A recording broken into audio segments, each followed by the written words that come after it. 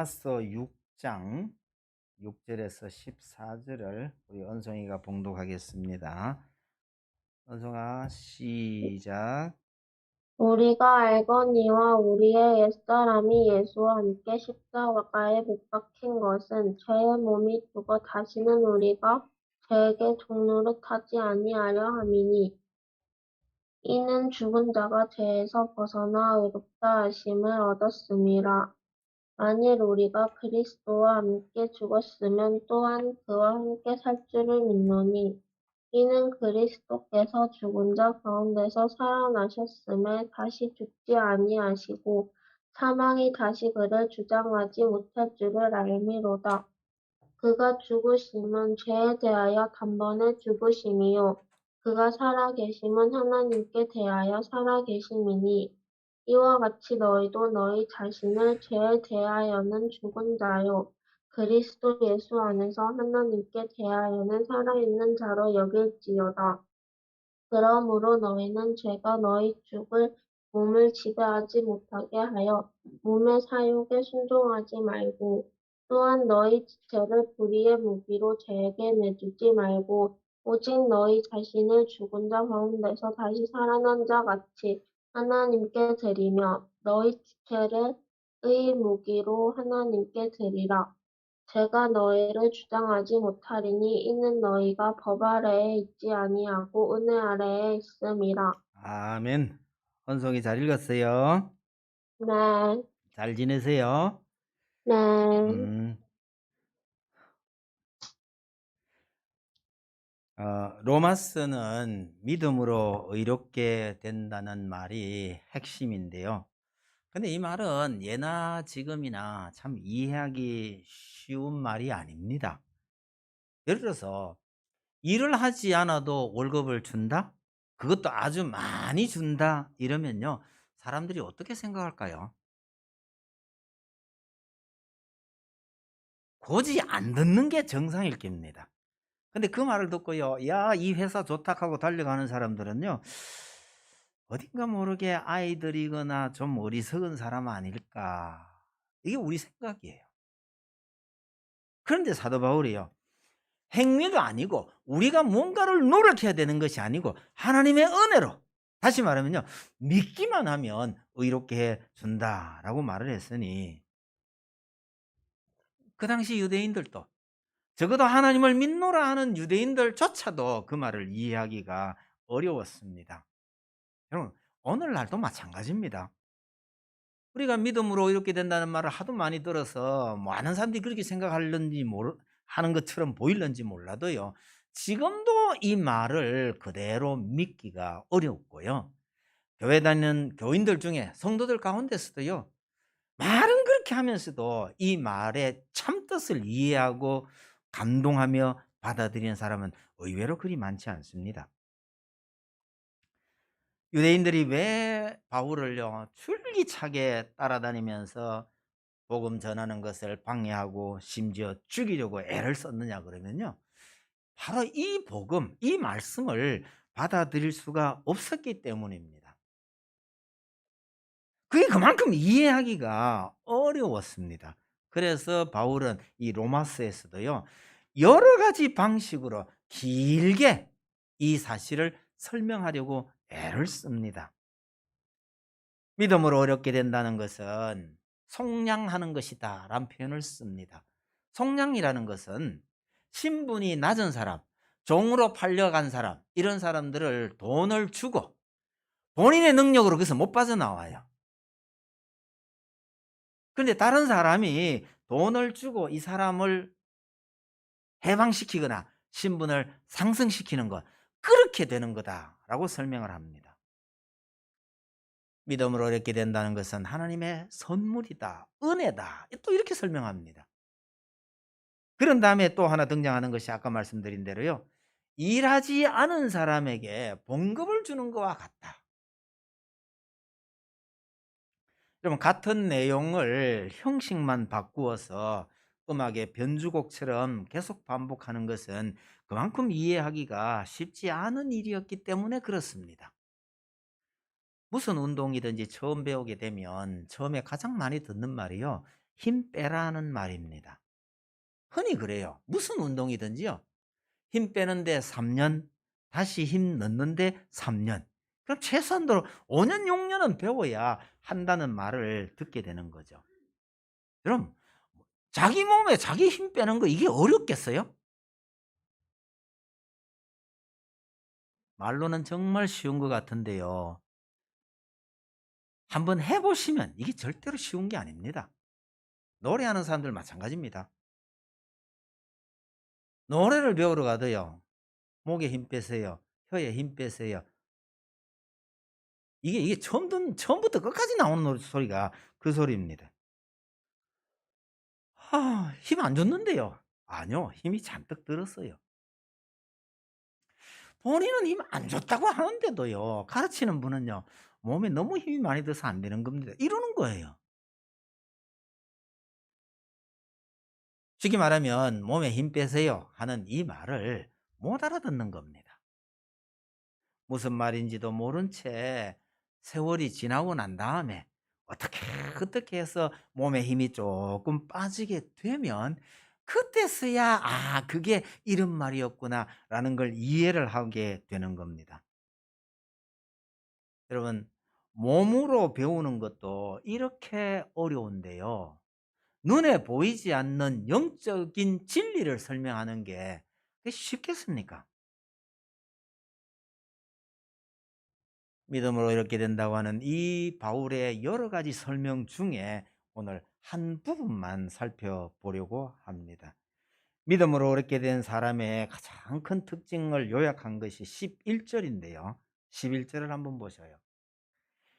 이와 같이 너희도 너희 자신을 죄에 대하여는 죽은 자요 그리스도 예수 안에서 하나님께 대하여는 살아있는 자로 여길지어다. 이렇게 되어 있습니다.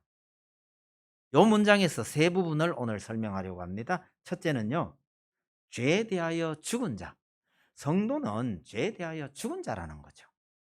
그런데 하나님께 대하여는 살아있는 자예요. 죽은 자인데 살아있는 자라고 말합니다. 그리고 제일 끝에 붙어 있는 여길지어다란 말이 있죠. 그렇게 생각하라는 뜻입니다. 요 세 부분으로 나눠서 설명을 좀 드리려 합니다. 첫째로요. 믿음으로 오래 있게 된 성도는 죄에 대하여 죽은 자입니다. 일반적으로 보면 죄의식이 없는 자도 문제지만 죄의식이 너무 강한 사람도 이 문제입니다. 죄의식이 없는 자는 아무렇지 않게 죄를 저지르게 됩니다. 굉장히 위험한 사람이죠. 그런데 죄의식이 너무 강한 사람은요. 두려움에 떠느라고 결국 아무것도 못합니다. 너무 용감해도 곤란하고 너무 겁이 많아도 참 걱정스럽습니다. 영적으로도 마찬가지입니다. 불신자들은 법에 어긋나지만 않으면 죄인이라고 생각하지 않으니 자기 스스로 죄인이라고 생각하는 사람은 별로 없습니다. 이런 사람들에게 함부로요. 당신은 죄인입니다 라고 말하면요. 바로 반발합니다. 내가 무슨 죄를 지었는데?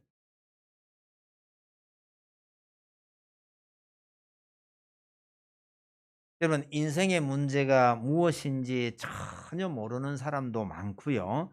뭔가 문제가 있다는 것을 느끼긴 하더라도 뭘 어떻게 해야 되는지 모르는 사람도 많습니다. 그래서 성도는요. 우리 인생의 문제를 해결하기 위해서는 하나님이 계신다는 것과 그 하나님께서 인생들을 위하여 행하신 일이 무엇인지를 전하려고 애를 쓰죠. 선교사들이 복음을 들고 외국의 오지를 찾아가는 이유가 바로 그런 겁니다. 온갖 냉대를 감수하면서도 이웃들에게 전도하려는 것도 그래서 그렇습니다. 여하튼 오늘은 믿는 우리의 문제만 좀 생각해 보려고 합니다. 그리스도인들 중에는요. 하나님의 법에 어긋나면 죄인이라는 생각 때문에 날마다 고민하고 몸부림치는 사람이 참 많습니다. 뭐가 죄인지를 알기 때문이죠. 무엇이 죄인지 아는 것, 이것은 어떤 의미에서 우리 인생의 문제점을 풀어가는 출발점이기도 합니다. 그래서 희망이 있죠. 그럼 죄가 뭡니까? 하나님과의 관계가 끊어진 것이 가장 큰 죄입니다. 가출한 아이가 가출해서 무엇을 하느냐가 중요한 것이 아니라 가출한 자체가 부모에게 큰 고통을 안긴 것이니 빨리 집으로 돌아가야 합니다. 이게 제일 잘하는 거예요. 기다리고 계시는 아버지께 돌아가지 않는 것이 아버지께 가장 큰 죄를 짓는 것입니다. 하나님과 우리 인생의 관계를 하나님께서 이렇게 가르쳐 주셨어요. 인생이 이런 존재라는 것을 가르쳐 주신 분도 하나님이시고 돌아갈 수 없는 그 길을 돌아오게 해 길을 열어주신 분도 하나님이십니다. 여러분, 우리는 우리가 알지도 못한 사이에 이런 일이 벌어진 이 세상에 태어났을 뿐입니다. 우리가 저지른 일은 아니에요. 태어났어 보니, 아니 그리고 알고 보니 이런 일이 벌어져 있더라는 거예요. 그런데 그 하나님께서 우리에게요 선택을 강요하고 계시는 겁니다. 간단하게 요약하면요 이거예요. 살래 죽을래. 표현을 좀 바꾸면요 믿기만 하면 산다. 여러분, 이것이 우리 인생 90년 100년의 문제가 아닙니다. 영원의 문제입니다. 영원히 죽을래 영원히 살래라고 묻고 계시는 것이고, 영원히 사는 방법을 하나님께서 아주 쉽게 만들어 두셨습니다. 하나님께 죄를 짓고 떠난 인생은 반드시 죽어야 하지만 독생자를 대신 죽게 하시고 그 독생자를 따라 다시 하나님께로 돌아오게 해 주셨습니다. 그래서 예수를 믿는다는 것은 예수님과 함께 죽었다가 예수님과 함께 살아난 것을 의미합니다. 8절 한번 보셔요. 만일 우리가 그리스도와 함께 죽었으면 또한 그와 함께 살 줄을 믿노니 이는 그리스도께서 죽은 자 가운데서 살아나셨음에 다시 죽지 아니하시고 사망이 다시 그를 주장하지 못할 줄을 알미로라. 여러분, 믿는 성도는 무엇이 죄인지를 아는 것보다 그런 죄에서, 즉 영원한 죽음에서 벗어났다는 감격이 이게 훨씬 더 커야 합니다. 참고로 6절을 다시 한번 보셔요. 우리가 알거니와 우리의 옛사람이 예수와 함께 십자가에 못 박힌 것은 죄의 몸이 죽어 다시는 우리가 죄에게 종노릇하지 아니하려 함이니 이는 죽은 자가 죄에서 벗어나 의롭다 하심을 얻었음이라 합니다. 이 7절 중간에 있는 죽은 자가 죄에서 벗어나 의롭다라고 하는 것은 이게 그 당시에 법률 용어입니다. 지금 표현으로 쉽게 설명하면요 죽은 자는 심판할 수 없다는 뜻입니다. 여러분, 죽은 사람은 고소를 할 수가 없습니다. 만약에 조사를 하는 가운데 그 사람이 죽어버리면요 조사 중지입니다. 그래서 아마 검찰에서 쓰는 용어를 빌리면 기소권 없음, 그렇게 된다는 거예요. 죄와 우리의 관계가 바로 그렇다는 거예요. 우리는 죄에 대해서 죽은 자입니다. 그러니까 죄가 우리를 어떻게 할 수가 없는 거예요. 죄가 아무리 칼을 들고 설쳐도 우리를 해할 수가 없는 겁니다. 그 죄에 대해서 죽어버렸어요. 근데 성도는 그런 죽음에서 다시 살아난 사람이라는, 하나님을 향하여 다시 살아난 사람이라는 이 감격이 있어야 합니다. 죄와는 완전히 관계를 끊고 하나님에 대해서 다시 살아났다라는 이런 감격이 있어야 하는데, 이게 어떤 감격일지를 좀 생각을 해 보십시다. 이런 죽은 줄 알았던 사람이 40년, 50년 만에 살아서 돌아오면요 본인도 본인이지만 그 주변에 있던 사람들 느낌이 어떻겠어요? 참 불행한 일이지만 우리나라에는 이런 일들이 저러 있었습니다. 6.25 전쟁 때 포로로 갔었는데요. 아니면 포로로 간지조차도 몰라요. 돌아가셨는 줄 알았는데 포로로 가서 북한에서 40년, 50년을 사시다가 다 늙어서 그 북한을 탈출해서 돌아온 국군 포로들이 있었습니다. 아직도 좀 있대요.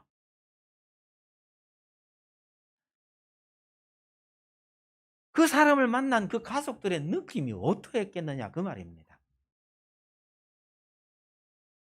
전에 제가 한 말씀드렸는데 영덕 올라가면 영해라는 곳이 있어요. 제가 거기서 근무할 때요. 어떤 선생님이 아들 둘 데리고 포항 왔다가 아들 하나를 잃어버리고요. 이 아들을 찾느라고 몇 시간을요 미친 사람처럼 거기를 돌고 돌고 돌고 하다가 결국은 포기를 하고 버스를 타고 자기 집으로 돌아갔습니다. 1시간 15분 거리입니다. 버스를 1시간 타고 버스에서 내려가 집까지 한 20분 정도 걸리는 곳인데요. 여러분 아들 하나를 잃어버리고 돌아가야 되는 아버지의 마음이요. 한번 상상을 해보세요. 제 옆에 있던 분의 이야기인데도 불구하고 그 이야기를 듣는 순간에요. 제가 가슴이 쫄여가지고 얼마나 힘들은지 모릅니다. 집에 왔더니 그 작은 놈이요. 집에 와 있더랍니다. 그 아들 보는 순간에요. 이 평소에 정말 똑똑하다고 자부하는 선생님이요. 눈물이 쏟아져 가지고 듣는 우리도 그렇던데요.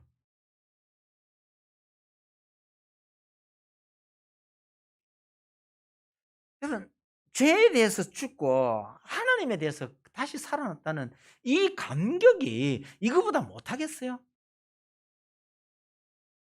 우리 평생에 이런 감격이 있어야 할 것입니다. 어떻게 해서 이런 일이 생겨났습니까?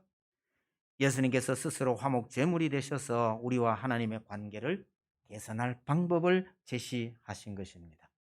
예수를 믿는다는 것은요. 값을 다 지불한 예수님을 따라가서 하나님을 뵙는 것입니다. 감사하게도 하나님께서 예수님을 따라온 사람들은 다 받아주셨습니다. 그가 어떤 사람인지 어떤 일을 했는지를 따지지 않고 받아주셨습니다. 그래서 우리의 능력이나 우리의 노력 때문이 아니라고 말하는 것이죠. 그렇게 해서 우리는 죄와 상관이 없는 하나님의 백성이 되었습니다. 그래서 이걸 은혜라 그러고 선물이라 그러고 속량이라 그러고요. 심지어 일하지 않고 월급 받은 것이라고 설명을 하는 겁니다. 두 번째로 성도는 하나님께 대하여 살아있는 자입니다. 여러분 성도는 죄에 대하여 죽은 자라는 말은 아예 성도는 죄를 지을 수 없다는 뜻은 아닙니다. 신분상으로는 면책을 받았지만 육체적으로는 죄를 짓지 않을 수 없는 상태이기도 합니다. 죄를 지을 수 있는 존재입니다. 바울도 이런 자신을 보면서 참 절망에 빠지기도 했습니다. 그래서 뜻붙인 말씀이 12절에서 14절입니다. 그러므로 너희는 죄가 너희 죽을 몸을 지배하지 못하게 하여 몸의 사욕에 순종하지 말고 또한 너희 지체를 불의의 무기로 죄에게 내주지 말고 오직 너희 자신을 죽은 자 가운데서 다시 살아난 자 같이 하나님께 드리며 너희 지체를 의의 무기로 하나님께 드리라. 간단하게 요약하면 더 이상 죄의 지배를 받지 않도록 노력해라는 뜻입니다. 여러분 혹시 이 말씀이 부담스러우신가요? 만약에 이 말씀이 부담이 된다라고 생각이 드시면 사도 바울이 지금 무슨 말하고 있는지를 우리가 잘 모른다는 뜻입니다. 비유컨대 이렇게 한번 해봅시다. 해방되지 않은 노예에게 노예처럼 굴지 마라. 이렇게 말하면 이상하죠? 그런데 해방된 노예에게 야, 더 이상 노예처럼 굴지 마라. 이러면요. 이게 이상한 건가요? 너무나 당연한 말 아니겠어요? 해방된 노예가 그 말을 들으면서 아, 난 이제 노예처럼 살면 안 되는구나. 이래서 부담스러울까요? 그럴 리가 없습니다. 해방된 감격을 잊어버리고 더 이상 노예처럼 살았으면 안 된다. 이렇게 생각하는 게 이상하잖아요. 해방되었다라는 그 감격이 그 뒤에 있는 모든 의무사항이나 해야 할 일들을요 다 덮어버리는 거예요.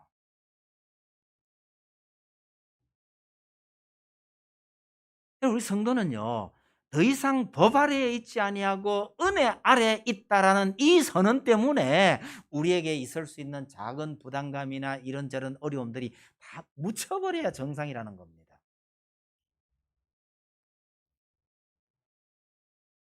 여러분, 해방된 감격이 있는 성도에게는요 성도답게 사셔야죠, 이 말이 절대로 부담이 될 수 있는 말이 아닙니다. 너무나 당연한 말입니다. 어쩌면요 정말 기분 좋은 말입니다. 왜? 이 말 속에는 넌 해방된 종이야, 이미 해방된 거야 라는 이 감격이요 더 크게 다가오기 때문입니다.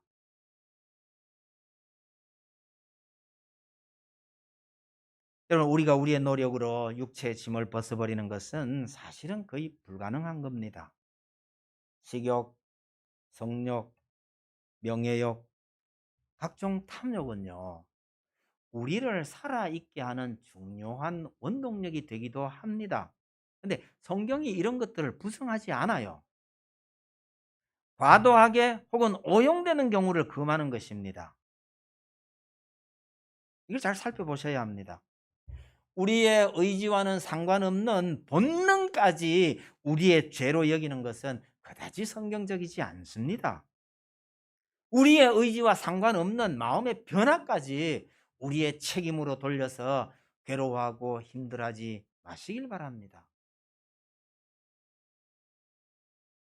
의외로 성도들이 잘 기억하는 말씀 중에요, 죄의 소망은 내게 있으나 너는 다스릴지니라 라는 이 말씀요, 여러분 맞는 말씀입니다. 그런데 왜 이렇게 못난 가인에게 하신 말씀에 주목을 하느냐는 거예요. 우리가 주목해야 할 말씀이 따로 있습니다. 예수님께서 행하신 일이 얼마나 크고 놀라운가, 이런 말씀에 주목해야 합니다. 예수님께서요 다 이루었다 하셨어요. 그 예수님을 따라가면 우리도 다 이룬 삶이 되는 겁니다. 내가 세상을 이겼노라,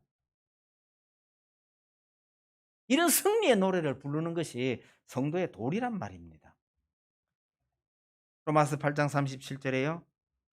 이 모든 일에 우리를 사랑하시는 이로 말미암아 우리가 넉넉히 이기느니라. 왜 그리스도인들이 패배의식에 사로잡혀서 맨날 죄 아래 놓여서 끙끙거리며 살아야 하느냐는 말이죠. 사도 바울이요 우리 때문이 아니에요.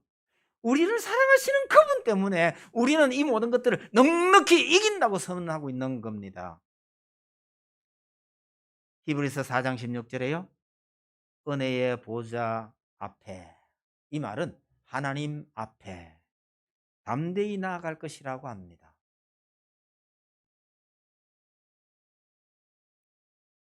여러분, 하나님 앞에 담대히 나아갈 자가 감히 누구이겠습니까마는 우리 예수님께서 베푸르신 그 은혜를 따라 예수님을 따라 하나님 앞에 담대히 나아갈 수 있는 존재가 우리가 된 겁니다. 하나님께서도 이런 용서에 대한 말씀을 수도 없이 많이 하셨는데요. 이사야 43장 25절에요. 나는 나를 위하여 내 허물을 도말하는 자니 내 죄를 기억하지 아니하리라. 도말이라는 표현을 쓰셨어요. 도말이 뭡니까? 벽에 페인트 칠해가지고 덮어버리는 거, 이게 도말입니다. 아무리 더러운 벽에 어떤 낙서가 돼 있다 하더라도요 새 페인트로 싹 덮어버리면 깨끗하잖아요. 하나님께서 우리를 이렇게 보시겠다는 겁니다. 이런 말씀이 우리 성경에 한두 군데라야죠. 예수님의 희생을 통해서 우리를 죄 없는 성도로 만들어 놓았는데요, 여전히 죄책감에 시달리고 있는 우리를 보신다면 아마도 예수님께서요 야 너가 그러라고 내가 이 고생을 한 줄 아느냐 이러시지 않겠어요? 우리의 근본 모습이 달라지지 않았을지라도 신분이 달라졌고 우리를 대하시는 하나님의 시선이 달라져 있습니다. 이런 하나님의 마음에 주목해야 한다는 거죠. 탈북한 처녀들 중에서요, 제가 그런 얘기를 한번 들었는데 초심을 잃지 않으려고요, 한 번씩 메콩강을 가본대요. 여러분, 북한에서 목숨 걸고 탈북을 해가지고 돌고 돌고 돌아가지고 한국에 왔는데 한국에서 지내다 보니 옛날에 그 각오, 그 마음이 차도 흔들려지는 거잖아요. 한국에 와서 편안하게 지내면 옛날 고생했던 거 잊어버리기 참 쉽습니다. 그런 생각이 들 때마다 그 메콩강을 다시 가본대요. 죄송하지만 전 그 말의 의미를 잘 모르겠습니다. 그런데 목숨을 걸고 건너야 했던 그 그 길을 다시 가보면 그때의 그 감격, 그것을 새롭게 할 수 있다. 그래서 가본대요.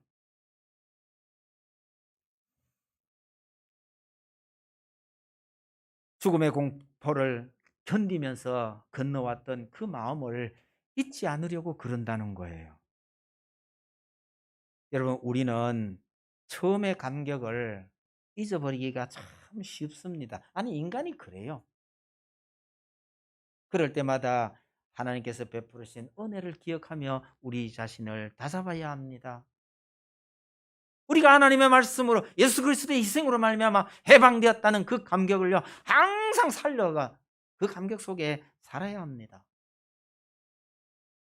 지난 수요일 날 본문에 말씀 공부하는 가운데 나왔던 본문에요, 마태복음 11장에 수고하고 무거운 짐진 자들아 다 내게로 오라, 내가 너희를 쉬게 하리라. 예수님께서 그렇게 부르셨거든요. 여러분, 수고하고 무거운 짐을 다 내려놓으셨나요? 아니면 여전히 무거운 인생의 짐을 짊어지고 끙끙거리고 계신가요? 예수 믿은 지가 하루 이틀이 아닌데도요, 내려놓으라고 하는 우리의 짐을 다 내려놓고요, 내려놓는 것만으로 끝나는 게 아니고 예수님께서 뭐라고 하셨냐면요, 내 멍에를 치라고 하셨습니다. 우리가 치고 있는 멍에를 내려놓고 예수님의 멍에를 쓰라고 합니다. 그러면 쉼을 얻을 것이라고요. 예수님의 멍에란 게 뭡니까? 예수님의 가르치심과 그 방법을 따라가야 쉼을 얻는 겁니다. 믿노러 가면서요, 언제까지 내 생각, 내 욕심, 내 고집에 이끌려서 가느냐는 거죠. 그러면 여전히 무거운 짐을 지고, 무거운 내 짐을 지고 예수님을 자꾸 따라가는 꼴이 되는 겁니다. 죄에 대하여 죽은 자를 죄가 건드리면 별 반응이 없어요. 죄냐 아니냐, 아니면 이런 죄를 지으면 얼마나 큰 형벌을 받느냐, 이런 거에 별 관심이 없어요. 그러면 성도들이요, 담배값 오르는데 별 신경 안 쓰잖아요. 술값 오르는데 걱정되세요? 우리랑 관계없잖아요. 죄라는 것에 대해서 우리가 성도가 그런 자세가 필요하다는 겁니다. 반면에 하나님에 대하여 살아있는 자는요, 하나님의 말씀이라면 귀가 번쩍 뜨입니다. 하나님의 뜻이라면요, 기꺼이 내 욕심을 포기할 수 있습니다. 여러분, 우리가 온전한 사람이 될 수 없다는 것은 모두가 다 압니다. 그래서 우리 인생은 죄인이야, 죄 지으면 안 돼, 죄 언급하면 모든 사람에게 다 맞는 이야기예요. 굳이 강조하지 않아도, 설명 안 해도 우리가 그런 존재라는 건 다 압니다. 그것보다가 하나님의 말씀에, 하나님의 뜻에 더 민감해야 된다라는 말입니다. 세 번째로 마지막에 있는 그렇게 여기라는 말씀에 대해서 생각을 해봅니다. 11절 끝에 여길지어다 그렇게 되어 있는데요, 이 말을 잘 생각을 해보면 실제로 그렇지 않더라도 그렇게 생각하라는 명령입니다. 표현을 바꾸면요. 생각을 바꾸라는 말입니다. 어차피 우리는 죄인이잖아. 어차피 우리는 말씀대로 못 살잖아. 이런 건 일종의 자포자기고 절망입니다. 우리 스스로 죄의 지배 속으로 들어가는 꼴입니다. 그런데 그 생각을 바꾸라고 얘기하고 있는 겁니다. 어떻게 바꿔요? 우린 하나님의 자녀잖아. 우리를 이렇게 만드시려고 하나님께서 친아들을 죽음을 겪게 하셨잖아. 이렇게 생각을 바꾸라는 거예요. 이렇게 생각을 바꾸면요. 차근차근 변화가 생겨납니다. 그걸 가리켜서 믿음으로 믿음에 이른다라고 말합니다. 여러분, 믿음은 하나의 수단이면서 동시에 목표이기도 합니다. 그걸 그렇게 믿음으로 해서 결국은 온전한 믿음으로 이루게 된다라고 말하는 거죠. 생각을 바꾸어야 그렇게 변한다는 뜻입니다. 미국의 흑인들이 참 나쁜 짓을 많이 했다고 그러잖아요. 뭐 우리 잘 모르긴 합니다만 듣는 말이 그래요. 그래서 미국의 흑인들이 참 못된 짓을 하면서도요. 그래, 우린 본래 그런 놈들이야. 이러면서 그랬다는 거예요. 그런데 흑인 대통령이 등장하니까 흑인들의 생각이 좀 바뀌었답니다. 아니, 우리도 대통령을 배출했잖아. 대통령을 배출한 우리 민족이 이럴 수는 없잖아. 이런 자부심이 생기면서 사람들이 많이 좋아졌다는 거예요. 여러분, 하나님의 백성답게 살려고 하는 노력보다 더 중요한 것은요. 우리가 죄에 대하여는 죽었고 하나님에 대하여는 살았다라고 하는 이 확신을 가지는 일입니다. 우리의 노력으로 우리의 정욕과 욕심을 극복한다는 것은 불가능에 가깝습니다.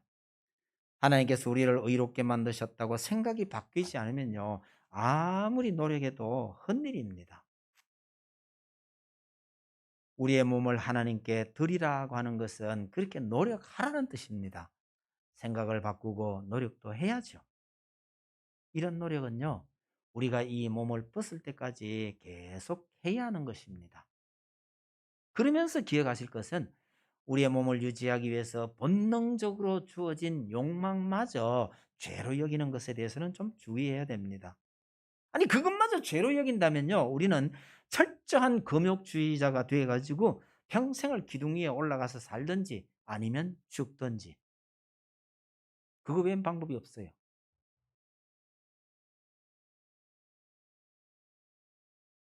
여러분, 우리가 죄를 지을 수 있는가? 이것도 한번 생각해 보셔야 합니다. 요한일서 3장 9절에요. 잘 아시는 구절 있죠? 하나님께로 난 자마다 죄를 짓지 아니하나니라는 표현이 있습니다.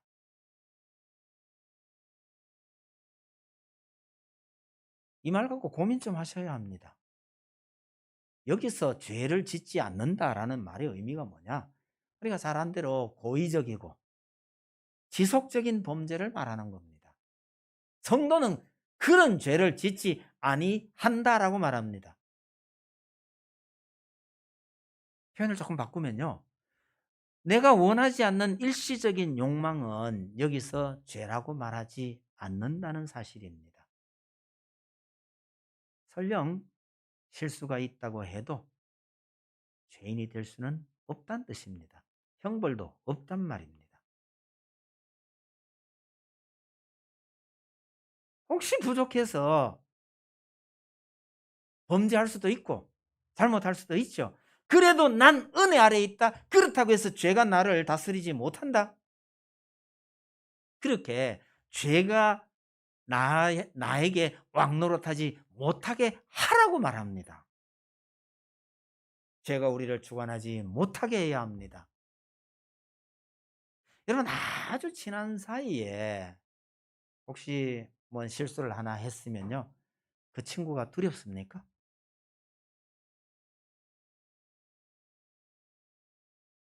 두렵다면 그게 그렇게 친한 사이가 아닌 거예요. 두렵다기보다는 미안하죠. 그래서 웃으면서 미안하다. 이럴 수 있는 사이가 이게 친한 사이 아니겠어요? 제가 종종 물어봅니다. 여러분, 하나님과 참 친하세요? 라는 이 말씀요. 이런 범죄함 때문에 참 두렵고 하나님이 무섭습니까? 혹시 실수할 할 수 있고요. 잘못할 수 있죠. 잘못된 생각을 할 수도 있죠. 그렇다 하더라도요. 난 의의 종이라는 확고한 믿음을 가지고 더 이상 죄가 나에게 왕노릇하지 못하게 하라는 겁니다. 잘못이 있으면 기억하고 또 회개해야겠죠? 그러나 그보다 더 중요한 것은 하나님께서 이미 우리를 완벽하게 용서하셨다라는 이 감격을 잊으면 안 된다는 뜻입니다. 말씀을 맺겠습니다.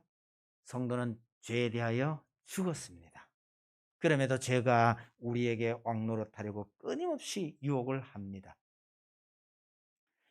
죄에 대하여 죽었음에도, 즉 죄와 아무런 상관이 없음에도 불구하고 여전히 이 죄와 싸워야 하는 측면이 우리에겐 있습니다. 거룩한 존재이면서 날마다 거룩하여 지도록 노력해야 하는 존재입니다. 성도이면서, 다시 말하면요, 거룩한 존재이면서 날마다 성화되어야 하는 것이 믿음으로 이렇게 된 우리의 주소입니다. 사도 바울이 이렇게 비명을 질렀습니다. 오라 나는 공고한 자로다. 이 사망의 몸에서 누가 나를 건져내랴. 자기 몸만 바라보면 이런 절망 섞인 탄식을 외칠 수밖에 없는 것이 우리 모두의 현실입니다. 그러나 그가요, 누가 우리를 그리스도의 사랑에서 끊을 수 있으랴. 이렇게 승리의 외침을 노래합니다. 하나님께서 우리에게 어떤 은혜를 베푸셨는지 그걸 바라보면요, 이런 승리의 노래를 부르게 된다는 것이죠. 사도 바울의 이런 감격스러운 변화가 우리 모두의 것이 되기를 바랍니다. 하나님의 풍성한 은혜 가운데 거하시는 성도 여러분들이 다 되시기를 바랍니다. 찬송 드립시다. 391장입니다.